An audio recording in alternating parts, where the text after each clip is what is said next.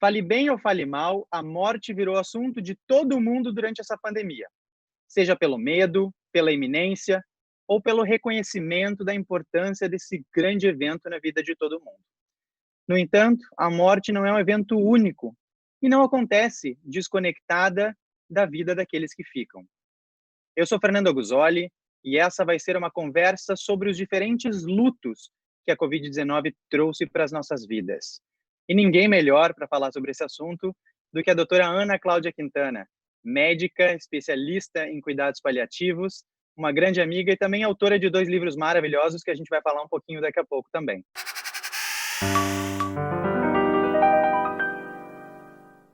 Doutora Ana, um prazer falar contigo sobre esse assunto que me intriga tanto, sobre a morte, sobre o morrer, sobre as diferentes impressões e perspectivas que são trazidas nesse momento tão singular que o mundo vive em coletividade. E começa me dizendo onde é que você está nesse momento. Bom, nesse momento eu estou na minha casa. Eu tenho estado aqui nas últimas semanas, não tenho saído, para nenhum evento maior que não seja fazer visita domiciliar, que é o meu trabalho, né, como médica. Eu sou geriatra e eu faço cuidados paliativos, né, os cuidados direcionados às pessoas que têm doenças que ameaçam a continuidade da vida e, em geral, eu sou chamada numa fase bastante complexa da história de vida dessas pessoas. Então eu tenho feito muitos atendimentos pela internet, né, pela teleconsulta, telemedicina. Tem sido um oásis, estar conectada dessa forma, né, assim a gente consegue até transpor continentes, como é o que está acontecendo nesse momento. Então eu tenho tido a oportunidade de trabalhar com pacientes e famílias do Brasil todo e até fora do Brasil também. E saio então para fazer atendimentos domiciliares toda, né, empacotada, favorecendo essa proteção para mim e para os pacientes que eu tenho cuidado. Não tenho ido ao hospital, eu não estou na linha de frente da assistência de pacientes internados, tenho feito mesmo realmente essa assistência a nível domiciliar, também para pacientes com Covid. Tem sido mais frequente do que as pessoas pensam a decisão de permanecer em casa mesmo com risco de morrer. Então, pacientes que já têm doenças graves de base, fazem parte do grupo de risco, essas pessoas sabendo, tendo consciência de que a chance delas falecerem de Covid, se elas forem para o hospital, é muito grande, elas reconhecem isso e decidem ficar em casa e receber cuidados de conforto em casa. Então, é perfeitamente possível se conduzir esse processo de fim de vida com assistência, evidentemente, né? Para promover esse conforto, o alívio desse sofrimento. Então, a gente tem feito atendimento de pessoas nessas condições em casa, surpreendentemente temos bastante sucesso, assim, as pessoas não é porque elas têm risco de morrer que elas morrem, né. E aí permanecendo em casa, respeitando o isolamento, todo o distanciamento social, é uma condição muito mais, favorecida pela experiência de dignidade do que o que está acontecendo nos hospitais aqui no Brasil. Essa é uma questão que eu quero abordar um pouco mais a fundo, inclusive sobre como preservar a dignidade do morrer nesse momento. Mas antes disso, eu queria focar um pouquinho em ti, porque nós conversamos lá em meados de março, eu não sei se tu te recordas, a gente se ligou, choramos juntos, Você estava e em isolamento, né, porque eu você estava de castigo em casa. estava em total isolamento aqui em lockdown na Irlanda, e estava num momento muito dark do meu tempo aqui, longe de tudo, da minha família, dos meus amigos, em lockdown, aqui estava num momento muito sério, em Dublin. E 4 meses depois, como é que a pandemia tem acontecido na tua vida? As emoções que tu estás vivendo aí em São Paulo? No início, né, que a gente realmente se consolou, né, eu estava muito assustada, muito angustiada, porque o que já estava terrível aí estava chegando aqui. E eu tinha uma percepção muito sombria do que poderia acontecer e a gente fica com medo, de morrer, pessoas que a gente ama muito, de uma maneira irresponsável, né, esse era meu grande medo no início da pandemia. era de ver meus pacientes, meus amigos de grupo de risco, né, ou amigos de amigos, pais de amigos, era um pensamento avassalador, Fernando. Aí você pode perguntar, mas Ana, você que fala da morte e tal, escreve livro, faz vídeo e tal, com medo? Então, a gente pode falar da morte, a gente pode conversar sobre o fim de vida, mas tudo isso significa que nós nos preparamos para isso, mas a gente não está pronto para perder muita gente ao mesmo tempo. Mesmo quando a gente perde uma pessoa de cada vez, a gente pode estar preparado, mas a gente não está pronto, né? Pronto, ninguém está para uma pessoa que você ama muito desaparecer para sempre da sua vida. Não tem ninguém na nossa história que a gente fala assim, pode morrer hoje, tá tudo bem. Não, isso, loucos, né? Então eu estava nessa angústia de temer o que vinha pela frente, porque era uma coisa que não tinha precedentes, eu não tinha com quem conversar a respeito do que seria uma rotina no meio da pandemia. Então, foi uma coisa totalmente de entrega para o desconhecido. Num primeiro momento, muita angústia, num segundo momento, muita raiva. Uma raiva muito grande de ver as pessoas, os negacionistas, né, as pessoas que não estavam acreditando, e a reverberação de negacionistas de alto escalão, né? Porque cada um tem o seu rebanho, e aí aconteceu aqui no Brasil, está acontecendo ainda, né? Sim.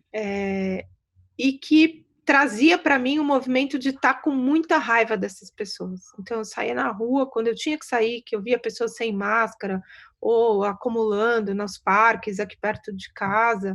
Eu moro num bairro bom aqui de São Paulo, então eu ficava mais brava ainda quando as pessoas diziam que era só na periferia, que as pessoas não estavam respeitando. Eu falei assim, gente, periferia cognitiva tem em todos os bairros, entendeu? A periferia de compreensão, de humanidade, de responsabilidade, é algo que não escolhe bolso. Pode estar vazio, Verdade. estar cheio, se a pessoa está na periferia da existência, ela está encrencada. Então, eu tinha raiva, Fernando, muita raiva.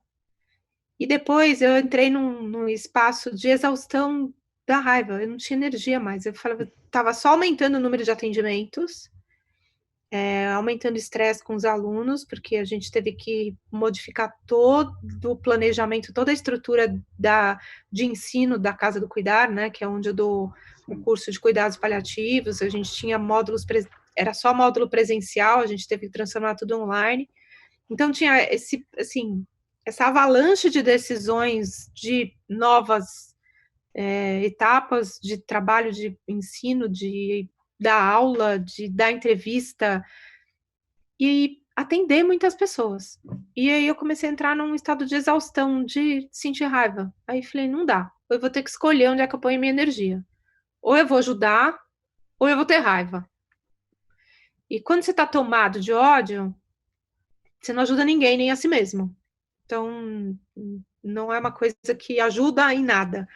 Aí eu decidi não gastar energia com isso. Falei assim, bom, agora a gente já está num ponto que não adianta brigar com quem está na rua, porque antes Sabe, tinha chance de você evitar piorar, mas agora não tem mais.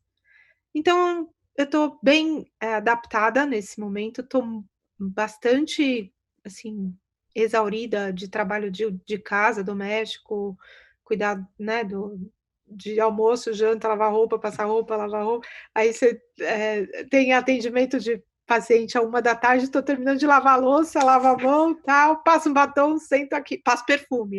Tem essa que você não está sentindo, mas eu não, mas eu passei passei o perfume meu para também. Às tarde. vezes eu fico pensando, para que eu tô passando perfume? Mas eu passo igual.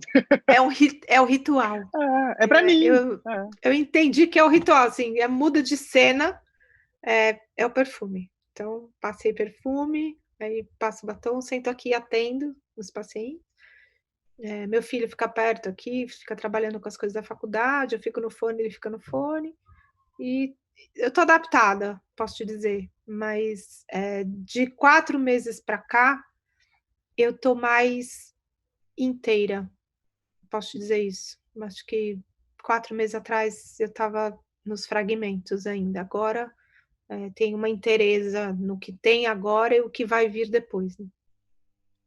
E lá em março, quando a gente estava vivendo o ápice desses 50 dias, mais de 50 dias que nós ficamos em lockdown aqui, eu estava literalmente ilhado, né? E eu brincava que eu estava ilhado dentro de uma ilha. Eu era uma ilha dentro de outra. Assim como nós somos bilhões de ilhas hoje pelo mundo conectadas pelo smartphone, pelo computador e por outras tecnologias para quem tem acesso, né, Ana? E eu sentia muita raiva também, assim como tu. Eu sentia muita raiva. Eu acho que eu me lembro de nós termos falado sobre isso também em março, dessa inconsequência das pessoas não aceitando, não entendendo, aliás, não aceitando de propósito, parecia uma negação proposital para se protegerem, se resguardarem do que estava acontecendo, né, emocionalmente, um distanciamento empático, nada empático na verdade, mas um distanciamento da empatia. E em certo ponto eu pensei, se eu continuar sentindo a raiva que eu sinto hoje dos outros, de amigos meus que não estão respeitando o que nós estamos vivendo, se eu continuar brigando com todo mundo, vai acabar a pandemia e na hora de me reconectar fisicamente com as outras pessoas, eu vou continuar ilhado, porque... Então chegou num ponto que eu pensei, não, eu vou ter que, de alguma forma, produzir um conteúdo, então, alguma coisa, vou ter que conversar com as pessoas, mas a raiva vai ter que se transformar de alguma forma. E tu falou também da morte, né? Que as pessoas acham que só porque tu falas sobre o assunto, sobre a morte, então que tu estarias acostumada e aceitaria melhor a morte ao teu redor.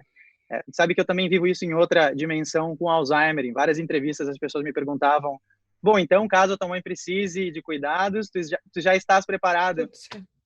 Gente, é a mesma coisa com a morte e com Alzheimer. Eu entendo melhor hoje, mas para aceitar cada diagnóstico e cada evento da morte, eu preciso vivê-la primeiro.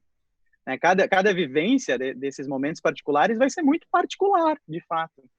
E entrando, então, nesse luto, eu queria te perguntar o que é, porque o luto ele vem associado a essa tristeza profunda, a uma releitura da vida, a uma releitura da morte, da vida também, e de uma adaptação ao novo, né? A ausência de alguém.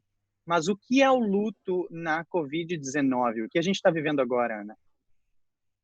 É um negócio que não tem comparação, Fernando, não tem como a gente dizer assim, vai dar certo, vai dar errado. Vai dar em algum lugar que a gente não sabe qual é. Essa é a verdade. Não estamos perdidos, porque estamos em direção ao ao amanhã, né. Não tem para ontem, não tem paralelos agora, a gente tem que ir em frente. Não há precedentes, então não podemos comparar, porque aí teve o acidente de avião, que aí eram, corpos que desaparecem no mar, então vamos comparar com isso. Não é isso. Os corpos não desapareceram no mar, eles estão dentro de um saco preto. E isso é tão aterrorizante quanto o mar. Talvez para algumas pessoas faça mais sentido a pessoa estar dentro do mar imenso, do que dentro de um saco preto. A experiência da perda, ela tem muito mais a ver com a história de tudo que foi vivido antes de perder, do que exatamente com a perda. Então vai ter gente que vai dizer: "Ai, faz sentido, essa condição ser rápida", já ouvi isso. "Ainda bem que foi rápido, doutora, porque não sofreu tanto". E no mesmo dia eu atendo uma pessoa e falo assim: "Mas não deu nem tempo da gente elaborar isso, da gente pensar na morte.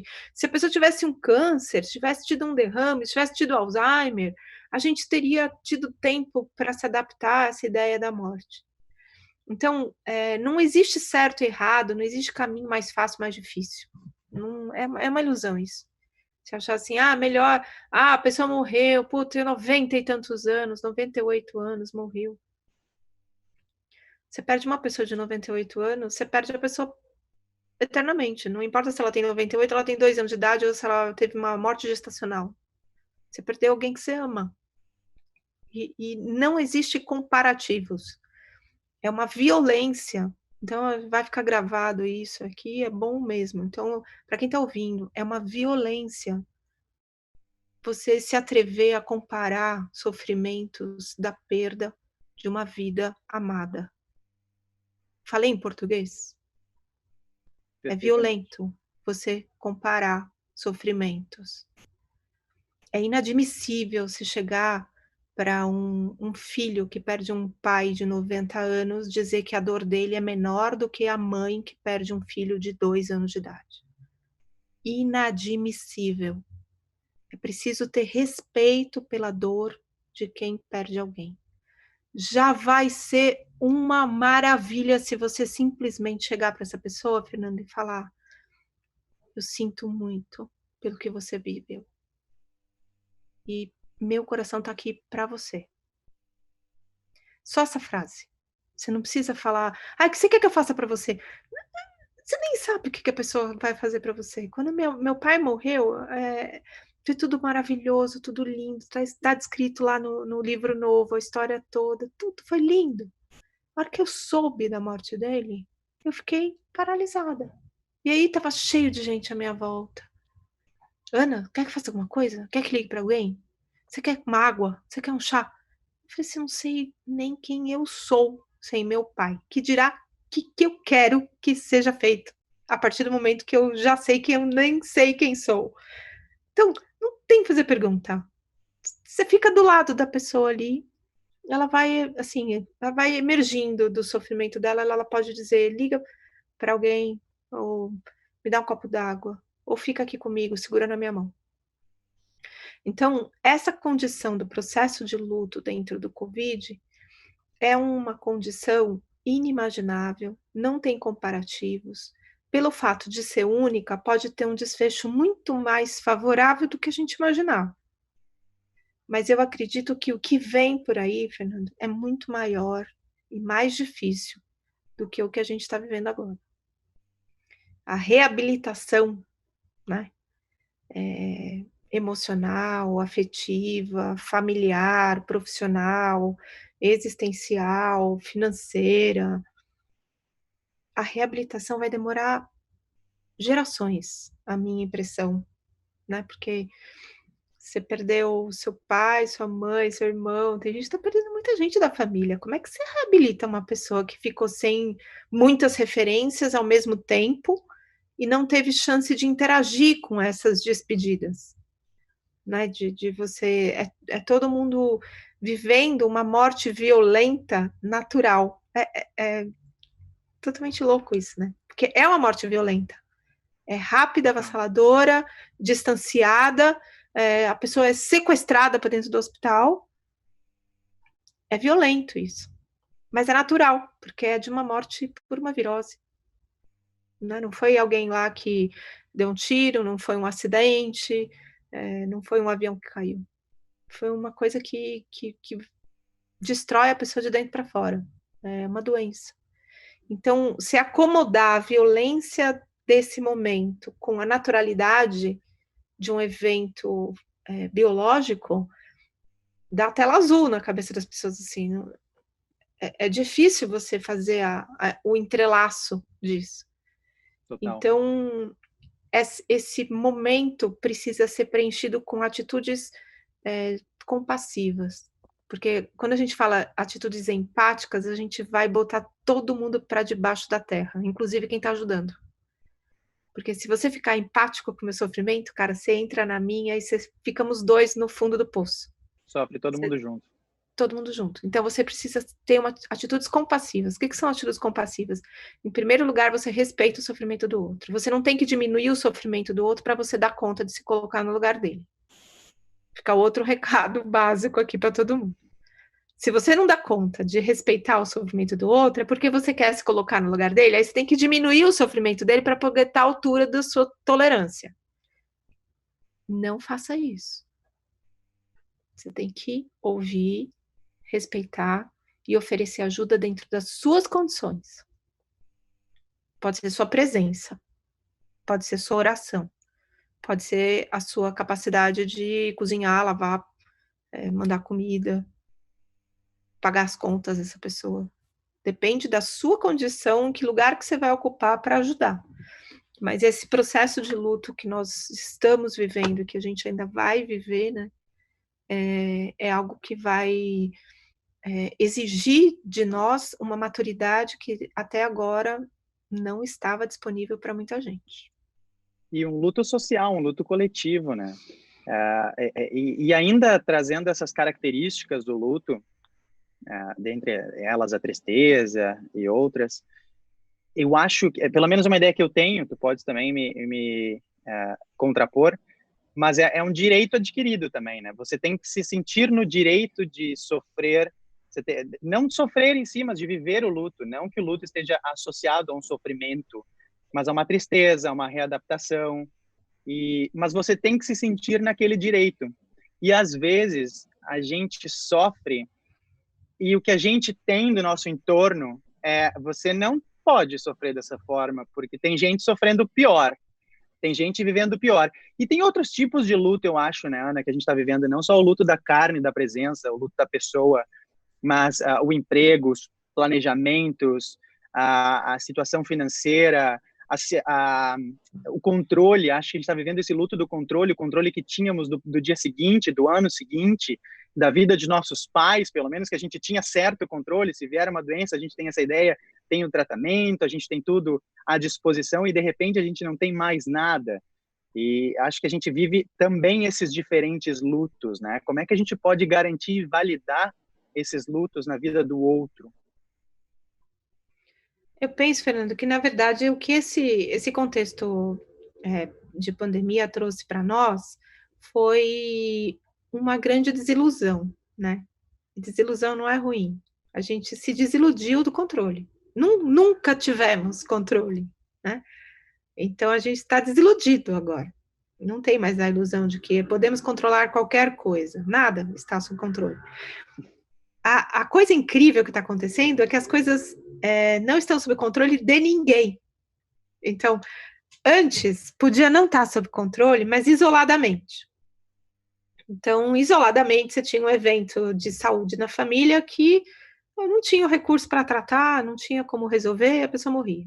Isoladamente, você tinha a perda do seu emprego, que você acreditava que era para sempre, que ia ser incrível, não sei o quê, e você perdeu. Isoladamente, você perdeu alguma coisa, isoladamente. Agora não. Agora nós estamos coletivamente perdendo tudo ao mesmo tempo. Isso pode trazer para nós uma percepção de desespero, de desamparo, ou uma percepção de pertencimento. É uma escolha. Você fala assim, bom, ferrou tudo. Mas peraí, tá muita gente passando pela mesma coisa. Uma frase que ajuda tanto a acomodar esse turbilhão dentro da gente, é uma frase que é muito curtinha, são 2 palavras só, que eu aprendi com uma grande amiga, que é a Kiara Terra. 2 palavras que acomoda teu coração. Que a gente trocou isso em março. Você falou tudo aquilo, que você estava preocupado, que você estava triste, que você estava isolado, e teve um momento que eu falei, eu também. Quando eu falei um monte de coisa também do que eu estava sentindo, eu estava com raiva das pessoas, não sei o que e tal, você falou assim, eu também. E aí, depois de um eu também, você não tá sozinho, cara. Você não tá só. Então, assim, eu perdi meu emprego. Aí, todo mundo que trabalhava comigo perdeu também. Então, posso falar, e aí, o que vocês estão fazendo? Que ideia tem? Quando eu atendo essa semana eu atendi uma paciente nova que tinha perdido a mãe. E aí, ela quis marcar comigo para conversar, porque ela tinha lido no livro que a minha mãe também tinha morrido. Então, ela falou assim: "Eu queria falar com uma pessoa que também tivesse perdido a mãe".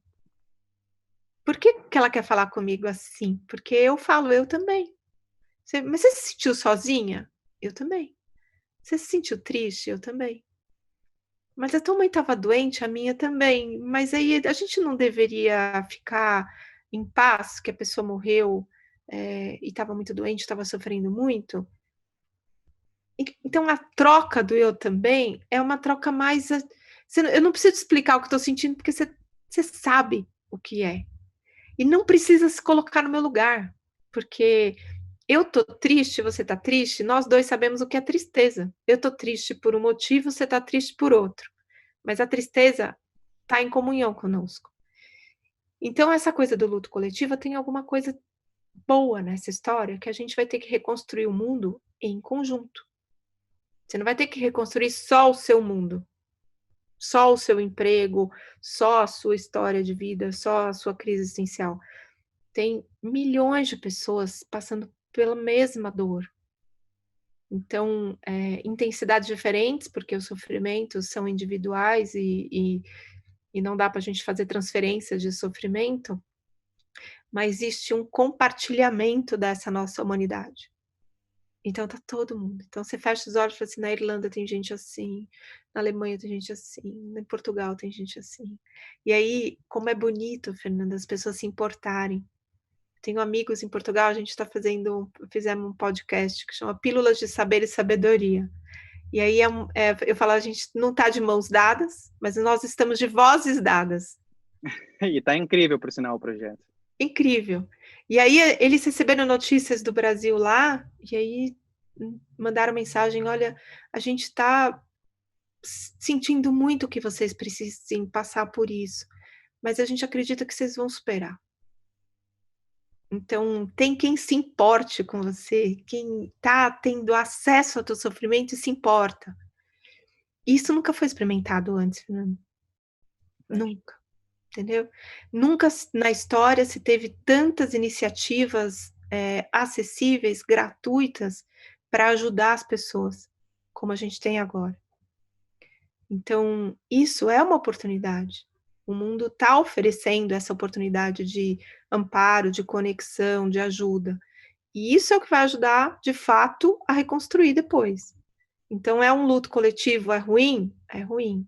Mas ele tem um lado muito bom, que a reconstrução é coletiva também, ela tem muito mais força do que reconstruções isoladas. E durante toda essa tempestade que a gente vive, eu me preocupo também um pouco com o estigma da morte associada à Covid, porque parece que algumas pessoas elas vivem essa utopia de que deixou-se de morrer por outras causas. Todas as mortes de janeiro para cá são vítimas da Covid.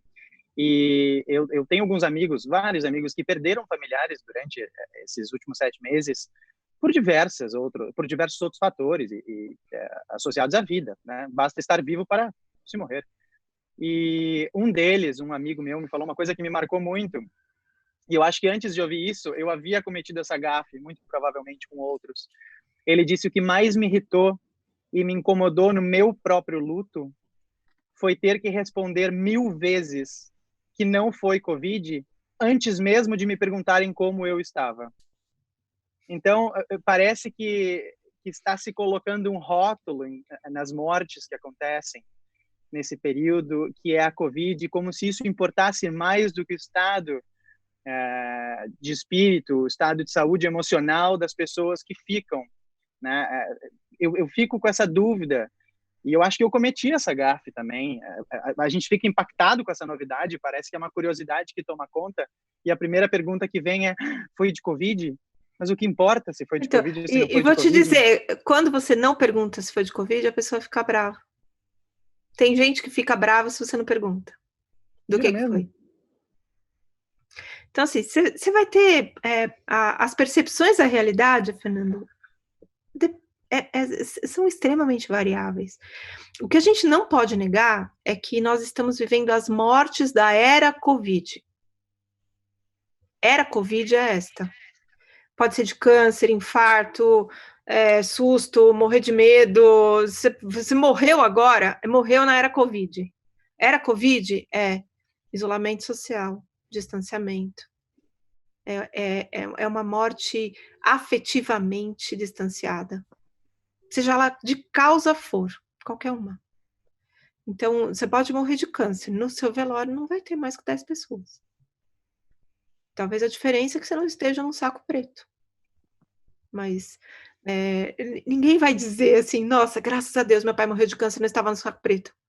Ninguém vai achar que isso é uma vantagem, entendeu?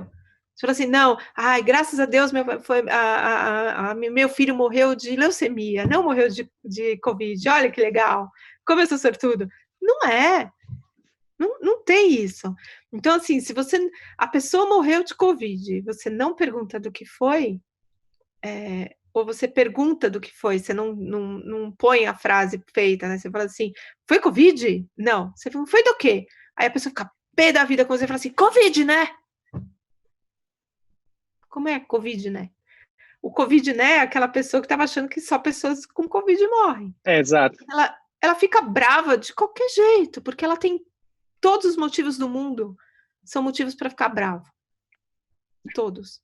Agora, tem uns que são legítimos, tipo, as situações dentro das funerárias, dos hospitais, às vezes que você vai ter que você quer ir para reconhecer o corpo, você quer pelo menos 5 minutos, eles te dão 1 minuto. Isso é lixo. Isso é realmente lixo. Então, essa falta de respeito pela dor do outro, isso é lixo. A pergunta que vai gerar raiva é qualquer uma, mas atitudes que geram raiva, elas podem ser evitadas. Então, uma delas, que eu já comentei, é não diminua o sofrimento do outro, em hipótese alguma. Parte da etiqueta do luto durante essa fase, né, que a gente vive. Isso. Aprenda a se comportar diante do sofrimento das pessoas. Então, agora que você não vai interagir pessoalmente, que você vai escrever uma mensagem, que você vai mandar um áudio, você de fato precisa expressar que você sente muito. E não vai abrir a boca para falar besteira do tipo, já estava velhinho mesmo, era do grupo de risco, morreu, você tem outro filho, você vai casar de novo. As conformidades. Silêncio. E você fala com maestria sobre luto e sobre as emoções que o luto envolve na nossa vida. Acho que, bom, não tem uma pessoa que vá nos assistir aqui que não tenha vivenciado o luto de alguma forma ao longo de sua vida. Acho que a gente sempre tem essa imagem do fechamento, né? O fechamento que não é excluir aquela pessoa da vida que levaremos dali em diante, mas eu acho que é justamente esse preenchimento de um lugar que parece que fica vazio, que era o lugar do olhar, do toque, do telefonar, de conversar, o abraçar, esse espaço que fica vazio e que agora vai ser preenchido pelo legado, pelas memórias, pela relação, pela reserva afetiva, como eu costumo falar. E parece que dentro dessa adaptação a gente tem esse fechamento, digamos, que são os rituais, né? Cada um tem o seu, na sua cultura, na sua religião, os rituais de despedida. E você fala também que a morte, ela não é aliás, o luto, o processo do luto, ele não é uma reta, ele é uma espiral. Como que a gente pode vivenciar essa espiral de entender o luto, de aceitar o luto e de fazer o fechamento sem esses rituais que estão sendo tirados dessas famílias? Qual é o impacto disso nessas famílias? É que, na verdade, Fernanda, a gente também tem uma ilusão de que o que tem que ser é daquele jeito. Então, o único jeito de fazer um ritual é no funeral cheio de pessoas chorando Lembra quando tinha a história das carpideiras? Acho que o tempo da minha avó. Sim. Da tua avó, certamente, né? Tinha as carpideiras, eram as mulheres que eram contratadas para ir no velório para ficar chorando e fazer drama e tragédia daquilo, porque era uma forma de atravessar um portal, que é essa coisa da ritualização, né? A forma do ritual é menos... como é que eu vou explicar assim? A forma do ritual não é tão importante quanto existir um ritual, entendeu? Tem que haver um ritual. Seja ele uma oração na plataforma Zoom, ou no Google Meeting, ou na plataforma de internet, ou no WhatsApp, que seja uma chamada de vídeo, precisa ter uma ritualização. O que nós estamos vivendo hoje, agora mais adaptados, né, 4 meses depois, aqui no Brasil, aí 6 meses depois, essa prática de transição de rituais. Então, antes da pandemia, seria extremamente mórbido se transmitir um funeral para alguém que não pôde ir no funeral. Sim. A pessoa que não poderia ir no funeral era uma pessoa que estaria condenada eternamente a essa ausência do ritual e ia passar por muitos processos difíceis internos para a elaboração do luto, porque não foi no funeral do pai, da mãe, do filho, que seja. Porque estava longe, porque também estava em outro país, não ia dar tempo de chegar, enfim, em outra cidade, não tinha dinheiro para pagar o ônibus para vir. Então, as situações que justifiquem a não presença são situações vinculadas a uma questão logística, de grana ou de tempo. Agora você transmite, e tem que transmitir. Isso não ficou mórbido, agora é necessário. Olha a grandeza que essa pandemia trouxe pra gente. Eu falo, antes a tecnologia era um obstáculo à humanidade, porque a gente se encontrava, pegava o celular e ficava ali, tarará, tarará, enquanto Ela alguém muito distanciava. legal, isso, alguém muito legal estava ali na sua frente e você não dava atenção porque tinha que olhar para o celular. Agora, para você olhar para alguém muito legal, você tem que olhar no celular, você tem que olhar no computador. Então, é tipo, eu falei assim, vida sendo mãe que educa, né? Crianças, vocês querem brinquedinhos? Vocês não dão valor para a humanidade e vocês querem os brinquedinhos. Então, agora, para vocês viverem a vossa humanidade, vai ter que usar os brinquedinhos. Vai ser para isso agora, porque vocês desenvolveram esses brinquedinhos, deveria ter sido para manter a vossa humanidade. Só que vocês se distraíram disso. Então, agora, vamos prestar atenção. Agora a coisa é séria. Então, para a gente poder, eu falo assim, esse botãozinho verde aqui é a fechadura de Nárnia. Eu entro aqui e chego na Irlanda, tô aí do teu lado, você tá se sentindo assim comigo, você só não tá sentindo perfume, mas eu existo na sua vida, através Sim. desta conexão, existo, vou existir, nós dois vamos existir na vida de milhões de pessoas, se Deus quiser, depois desse encontro. E a gente tem a capacidade de transformar as pessoas por este ritual, sentar e ouvir. Sentar e ouvir, a gente já deveria ter aprendido a fazer, mas aí agora a gente está tendo aula, como é que fala? De reforço, né? Verdade. Aula de reforço. A gente chegou, entramos na recuperação da graduação de humanidade. E na recuperação tem aula de reforço. A aula de reforço é sentar e ouvir, que é o que nós estamos fazendo há 4 meses. Sentando e ouvindo, porque a gente tem que prestar atenção. Então, essa ritualização de sentar e ouvir pode acontecer diante do computador, diante do celular. E isso é um ritual. E está ficando mais bonito, por incrível que pareça. O Tom Almeida tem a plataforma Infinito, dentro da plataforma tem um pedacinho lá que chama Rituais Virtuais. E esses Isso é rituais estão fantástico. sendo utilizados para famílias que perderam entes queridos, para viabilizar a estrutura de um ritual. E essa estrutura de ritual conta com um capelão, conta com os amigos presentes e distantes, pode ficar gravado. Você acaba tendo um legado dessa despedida. Então, se você tem filhos pequenos, daqui 5 anos eles podem ver como é que foi a homenagem que foi feita para o vovô. Saiba quem é o vovô, veja as pessoas que ele amava, as pessoas que gostavam dele. Não vai ser mais por foto, agora vai ser por imagens. Vai ser vivo. Esse processo ritual agora, ele é perene, ele não fica só na memória das pessoas agora. Ele está aqui, vai ficar gravado, a gente está gravando esse momento. Então, nós demos um salto evolutivo na percepção do que é importante ser feito na vida de todo mundo. Então, eu espero que as pessoas que não perderam ninguém aproveitem esse tempo que estão vivas e que as pessoas que eles amam estão vivos, que façam esse preparo para a despedida que chama amar. O preparo para se despedir é amar. Então, as pessoas mandam mensagem para mim, doutora, meu pai tá morrendo, o que eu faço? Ame. Ame muito, descaradamente. Você não tem que fazer mais nada, porque é o que vai te salvar depois é esse amor. Então, você não vai precisar deixar para dizer que ama nos dias finais da pessoa com câncer avançado. Você vai passar a vida dizendo que ama. Aí, a hora que a pessoa for para o hospital, que alegria vai ser se ela voltar, mas se ela não voltar, você não está devendo nada de informação. Você não guardou nada com senha. Você já liberou. Então, o grande aprendizado dessa pandemia, eu espero, que as pessoas aprendam a revelar esse amor uns pelos outros. É um espaço de revelação. Desiludam-se, né? Não fique iludido que a pessoa acha que sabe que você acha que pensa que ela gosta de você. Diga, né?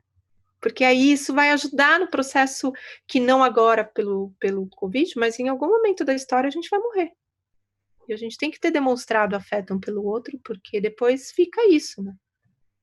E demonstrar um afeto pelo outro é também um autocuidado, porque a gente nunca sabe como vai ser o nosso próximo dia.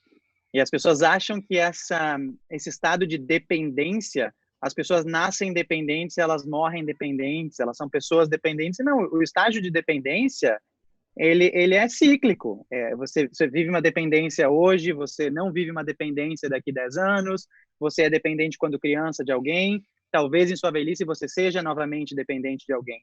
Então, que crie essa reserva afetiva, que monte o seu exército do bem, para que se você precisar de alguém no futuro ao seu lado, você tenha alguém que cuide com carinho, cuide com amor, com empenho. E para mim essa conversa, esse teu argumento de agora é definitivo para mim. Eu acho que quando as pessoas falam em conversas assim nos grupos de amigos de WhatsApp, ai, não vejo a hora para a gente voltar ao normal e se encontrar de novo. Eu digo, não fala mais essa frase. O normal não deu certo.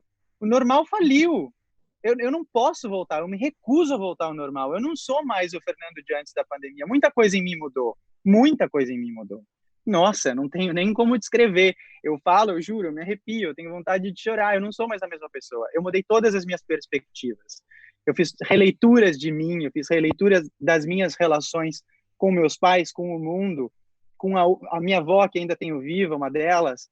Eu fiz uma releitura de tudo, eu não posso voltar ao normal. Eu acho que a maior derrota do ser humano diante do coronavírus não é a morte, mas é sobreviver a ele e voltar ao que era, ao que sempre foi. Isso vai ser a maior derrota. Eu acho que essas pessoas que vão voltar para o normal, Fernando, sabe aqueles espaços para cuidar de pacientes demenciados que você visitou? Eu acabei não conseguindo ir naquela viagem, mas que você visitou, assim, que tem uma cidadela, assim, que tem um lugarzinho o que show é de tudo Truman. fake. Nem se é um show de Truman, é tudo fake, para as pessoas acharem que elas estão nos anos 50. É isso. Entendeu? Vai ter aí um grupo de pessoas que vai ficar andando pela cidade como se elas estivessem em janeiro de 2020. Mas elas não vão estar conectadas com a realidade. Nós não vamos conseguir convencer todo mundo que existe uma nova etapa de maturidade depois dessa pandemia. Nós não vamos conseguir. Então, não fica frustrado. É assim. Vai ter gente que vai achar que tá normal. Aí a pessoa fala isso para você fala, aí você sorri aí a cena, porque não pode discutir com gente demenciada, lembra disso? Não dá, É verdade. Você entra assim, você deixa a pessoa. Às vezes, a gente consegue conduzir as pessoas para um lugar onde elas percebem que estão numa enrascada. Escuta. O que é? Aí você assim, como é que vai ser então? Aí você deixa a pessoa falar, até que ela vai chegar num lugar que é tipo quando a gente se perde em Veneza, sabe? Que você acha que você tá com o mapa, assim. Eu viajei com a minha filha, era muito divertido. A gente saía com o mapa, assim, ela toda, vai pra aqui, chega. Não. Deu no canal. Não dá para ir para frente. Então, as pessoas que acreditam, vamos agora para quem estiver assistindo que acredita que vai voltar ao normal. Você vai voltar para um lugar onde você vai se perder tanto quanto você estava perdido antes. Então, esperto é aquele que percebe que entrou na rua errada na primeira vez que entrou. Mas tem gente que precisa entrar na rua errada umas 18 vezes, até perceber que acho que não é por aqui. E a gente espera que as pessoas tenham tempo para descobrir por onde é. Porque o não é por aqui, nós já sabemos que não é por aqui, mas vai ter gente que vai querer ir por aqui de novo. Então, tomara que elas tenham tempo de descobrir qual que é o caminho que realmente trazer horizonte, que não era aquele anterior. Aquele anterior, você tem toda a razão. Aquele lá ia dar no canal e a gente não ia ter como atravessar.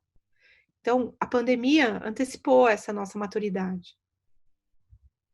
Deu a chance, pelo menos, né? Sim. Tem gente que não quer, tudo bem, paciência. É aquela que eu falei, eu não vou ter mais raiva dessas pessoas, paciência. Não quer, vambora. Não quer, fica no caminho. Cada um pode fazer sua escolha, né? Seria maravilhoso se todos nós pudéssemos caminhar juntos em direção a essa nova realidade. É uma nova realidade, né? Não é nem o novo normal, porque normal é a curva que preenche um mundo estatístico. A gente tem que seguir uma natureza. Aliás, acho que é uma outra coisa que eu tenho refletido que acho que vale a pena compartilhar. As pessoas perguntam, como é que a gente vai viver depois? Eu falei, pega o exemplo da natureza. Aqui dá para ver o verdinho da minha varanda? Nunca teve assim. Uhum. Nunca teve assim. A natureza, ela não é vingativa com o passado. A natureza não se vingou da gente. Ela se reconstruiu. Ela se regenerou.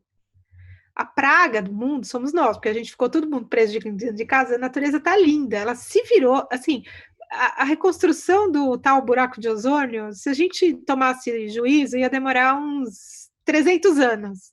Em 8 Se semanas, acontecesse. se acontecesse. Em 8 semanas, a natureza, pá, beleza. Ah, sumiu a praga, vamos viver. Então, quando sumir Covid, nós vamos viver. A gente não pode ficar carregando as correntes do que aconteceu no passado, porque não vai dar, Fernando, não vai dar. Então, a inspiração da natureza eu tenho observado muito isso, assim, é muito bonito. Se a gente se tornar seres parte da natureza, não à margem dela, nós vamos conseguir essa reconstrução também muito rapidamente. Então, a nossa capacidade de nos conectar com a natureza precisa expandir, para que a gente possa se regenerar tão rapidamente quanto ela conseguiu se regenerar com a nossa ausência predatória. Com certeza, é fantástico e espero que a gente consiga fazer uma releitura da nossa relação com o mundo e com a natureza também para as próximas décadas. Doutora Ana, eu quero cobrir 2 assuntos contigo antes da gente finalizar o nosso bate-papo. Um deles, os profissionais de saúde. Eu honestamente não consigo imaginar o que é estar em uma linha de frente hoje. É um esgotamento. Eu não tenho ideia do que é essa angústia de querer fazer mais, muitas vezes não poder. E isso não é um paciente, não são 2 pacientes, é um coletivo. Acho que os médicos eles enfrentam muito mais também, o que eu comentei também em outra entrevista, é o peso do super-herói, né? Criou-se, principalmente no início dessa pandemia, as diversas imagens do profissional de saúde super-herói, e isso é lindo, claro, é uma gratidão, mas a gente reforça mais o fato de que os super-heróis salvam o dia, eles salvam, no final do dia, eles salvam tudo. Só que as pessoas não conseguem entender que a morte, ela não é a derrota.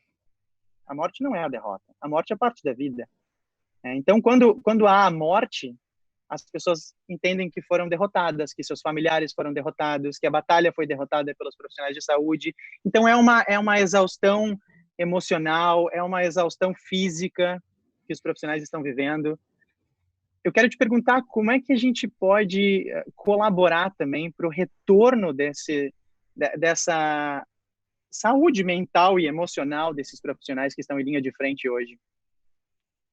Bom, em primeiro lugar, ninguém se importou com isso. Porque se as pessoas se importassem com isso, elas teriam ficado em casa. Então, em primeiro lugar, a gente já vai partir do princípio que ninguém ligou para isso, ninguém achou isso importante. Então, teve toda essa tomada aí de heróis, heróis, e acho que é um baita terreno de sentimento de culpa.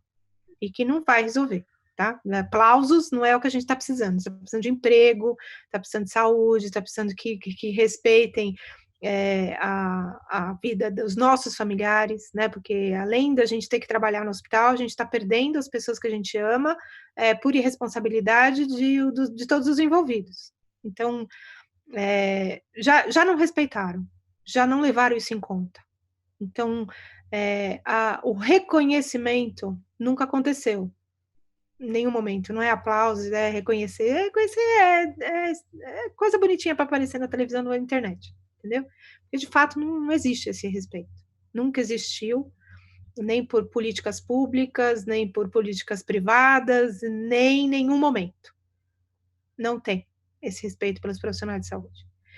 Os profissionais de saúde estão sendo afrontados com uma realidade com as quais também evitaram entrar em contato durante todo o percurso de carreira, que é a mortalidade. Não se fala de mortalidade nas faculdades. Eu sou uma das pessoas que mais luto para que isso modifique aqui no Brasil. 339 faculdades, 71 só tem disciplina parcial, parcial não, é obrigatória ou optativa de cuidados paliativos. O que são essas disciplinas? São disciplinas que te ensinam a lidar com a morte. De fato, o cuidado paliativo te ensina a lidar com o sofrimento e te ensina a lidar com a morte. E não encarar a morte como um fracasso, mas parte do seu trabalho, né? Das crianças com câncer, A gente vai ter pacientes que vão estar curados em 70, 80% dos casos, e você vai ter pacientes que vão estar mortos em 30% dos casos. E aí, você não cuida de quem está com chance de morrer. Você chama aquilo de fracasso. Mas isso é a curva da história da doença. É isso que vai acontecer com as pessoas. E ninguém reconhece isso, mas você já sabia isso antes da história. Quando você entrou na oncologia infantil, por exemplo, você já sabia que 70, 80% cura, os outros 20, 30% não cura. O que você vai fazer com esses? Você vai se descabelar? Não, você tem que cuidar. Então, no cuidado paliativo, você aprende a lidar com isso. Só que a grande maioria dos profissionais não sabe lidar. O que aconteceu com o Covid? Morre rápido. Você faz tudo, você põe na UTI, você entuba, você põe no aparelho, você faz, a pessoa morre. E aí você tem que lidar com isso, não uma vez na semana, uma vez no mês, você tem que lidar com isso 10 vezes no seu dia. Então, o que vai acontecer com esses profissionais de saúde? Eles vão passar o resto da vida adoecidos para se recuperar do que viveram nesses 5 meses, 6 meses, 7 meses, sei lá quantos meses vai ter ainda.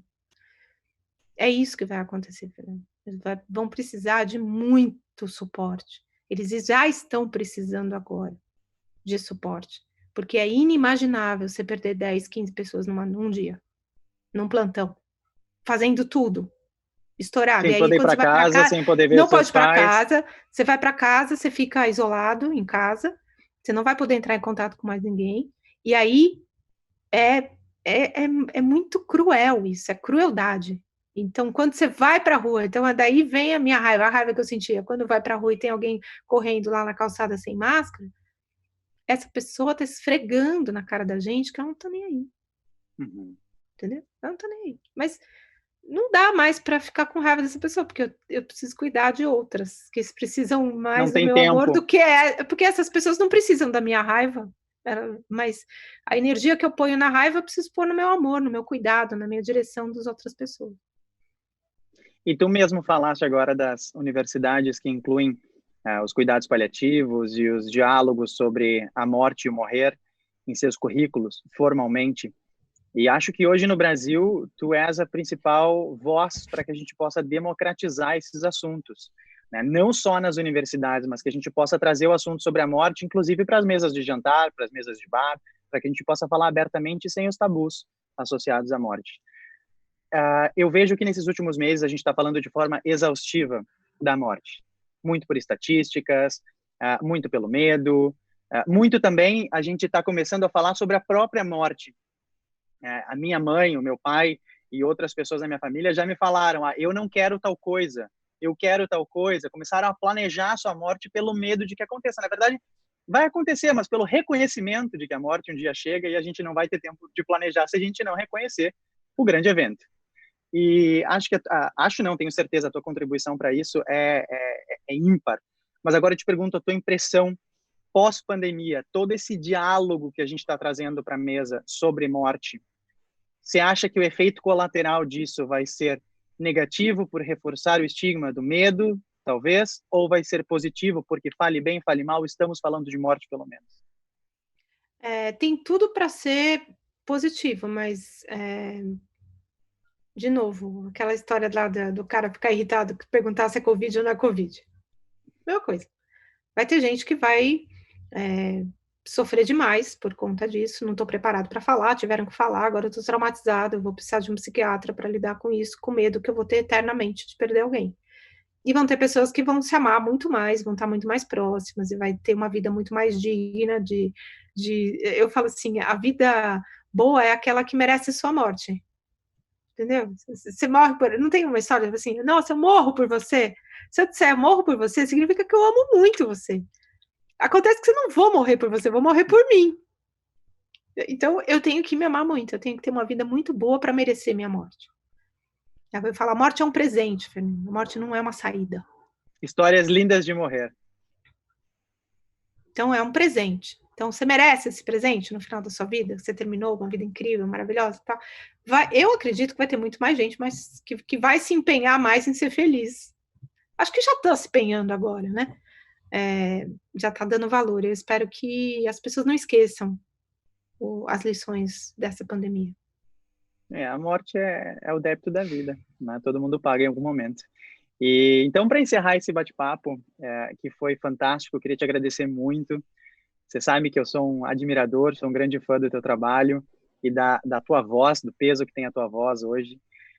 E usando, então, a frase de um conhecido nosso por outros assuntos, Ivan Esquerdo, eu acho que a gente tem essa mania de, quando a gente fala sobre morte, sobre todos esses assuntos que estão na periferia dos tabus, né? A gente reduz as coisas às nossas dimensões e não às dimensões das coisas em si.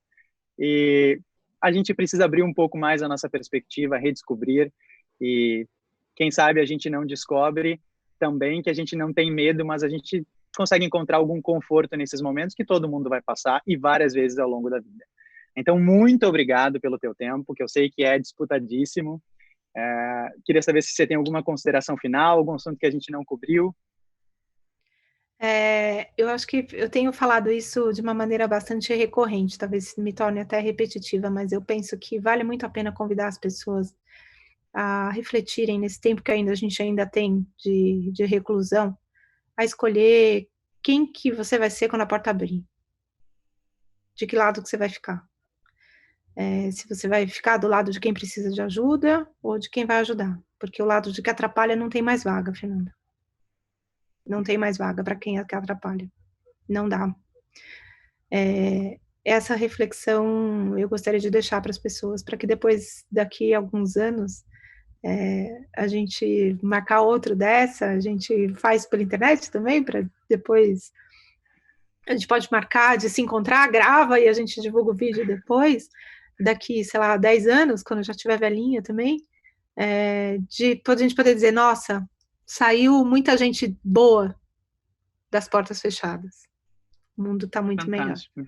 Que reflexão maravilhosa. E eu deixo outras duas reflexões em formato de livro, também para quem está nos assistindo, vai ficar aqui na observação do vídeo, os links dos livros da doutora Ana, que são maravilhosos, cheios de compaixão, de sentimentos positivos, mas que também descobrem um pouco dos tabus que talvez a gente nem reconheça que tem e que a gente precisa, sim, abrir esses diálogos para o nosso próprio bem-estar. Então, muito obrigado, doutora Ana, e se curte aí, compartilha com a sua família e a gente se vê na próxima.